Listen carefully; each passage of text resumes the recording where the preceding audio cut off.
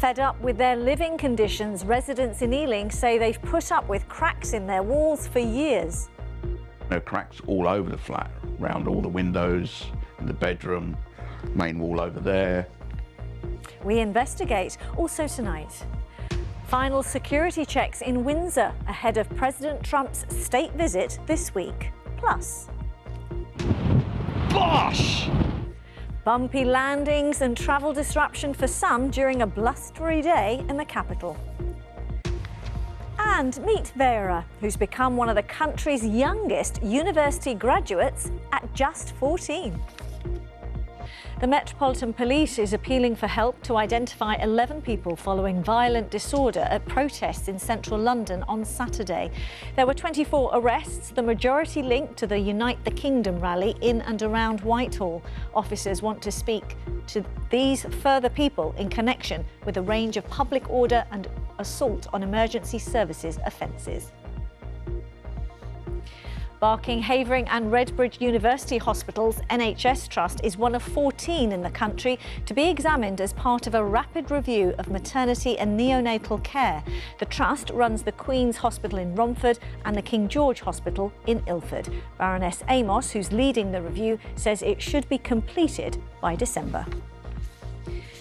There was a 44% increase in bike crashes on the capital's roads last week as the tube strike saw more commuters take to two wheels. London saw an increase in trips taken by bike during the walkout. On one day, it was around 2 million trips. And the government is reinstating the £1.5 million grant to finishing rebuilding a youth club in Southend. Funding for the Lifston Boys Club site had been withdrawn earlier this year, despite construction work already starting. For years, residents of one housing association block in West London have been dealing with cracks that no amount of plastering can cover up for long. Hanger View Way in Ealing is home to more than 30 flats, about a third of which are home to vulnerable residents. One disabled tenant is now threatening to withhold his rent after being moved from flat to flat, while the cracks are, quite literally, being papered over. There are cracks all over the flat, around all the windows, in the bedroom, main wall over there. And also recently I found evidence that this subsidence has been going on for over 22 years. So how they can say they don't know about it, or it's blamed on one tree, now it's another tree, I do not understand.